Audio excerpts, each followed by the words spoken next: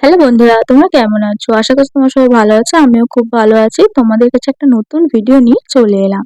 কয়েকদিন আগেই আমি গিয়েছিলাম শাশুড়ির বাড়ি, মানে মায়ের পিসির বাড়ি। যেতে না যেতেই মামি আমাদের কত রকমের খাবার দিয়ে দিয়েছিল, দেখো তোমরা সবাই। বাড়ি এসে পড়েছ? কিলো এত তোমায় পোজ দিতে বলি না, আমি তোমাকে জিজ্ঞাসা করছি।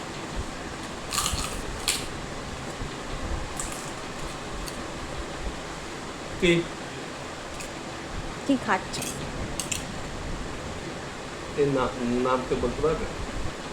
তারপরে আমরা রাতের ডিনারে বসে গেলাম। দেখো মামি কত রকমের রান্না করেছে। ওখানে বেশি মাছ চাষ হয়, তাই জন্যে মামি আমাদের কত রকমের মাছ রান্না করে দিয়েছে। পরের দিন সকালে আমরা ঘুম থেকে উঠেই চলে গিয়েছিলাম মায়ের দেশ বাড়ি, মানে কালকেতলা। মায়েরা ছোটবেলায় চলে এসেছিল শহরে। চলো তোমাদেরকে মায়ের দেশটা ঘুরে দেখাই, দেখো কতটা সুন্দর। চারিদিকটা দেখো কি সুন্দর মাটির রাস্তা, চারিদিকটা ঝিল, পুরো মনে হচ্ছে যেন নদী, কিন্তু না, এটা অ্যাকচুয়ালি ঝিল। কি সুন্দর জায়গাটা। ওখানে আর একটা ব্যাপার আছে, ওখানে পুকুরে ধান চাষ হয়। কি ইউনিক না, আমাদের এখানে মাঠে ধান চাষ হয়, ওদের ওখানে পুকুরে ধান চাষ হয়। মায়ের দেশ বাড়ি যাচ্ছ? হ্যাঁ, তোমার মায়ের দেশ বাড়ি বলো। আমরা আগে অনেক যক্ষী গল্প শুনেছি। দেখো এই পুকুরটা নাকি যক্ষী থাকতো, এখন আর থাকে না।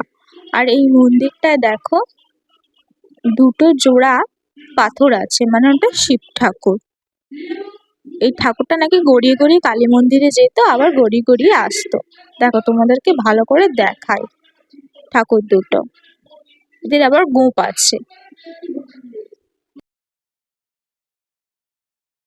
মায়েরা আগেকার দিনে জমিদার ছিল। আর এই বাড়িটা দেখাচ্ছে, দেখো এই বাড়িটা কাছারি বাড়ি ছিল।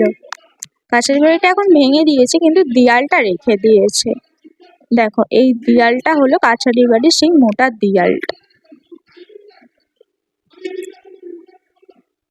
তোমাদেরকে বললাম না যে পুকুরে ধান চাষ হয়, এই দেখো পুকুরে ধান চাষ হয়েছে।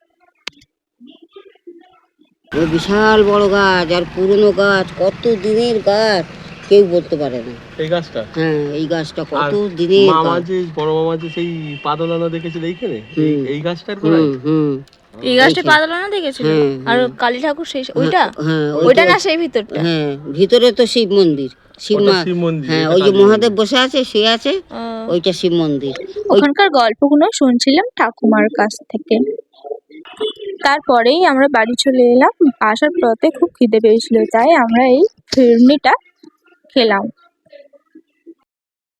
নতুনত্ব জিনিস কে কে খেয়েছো প্লিজ কমেন্ট করে আমাকে জানিও।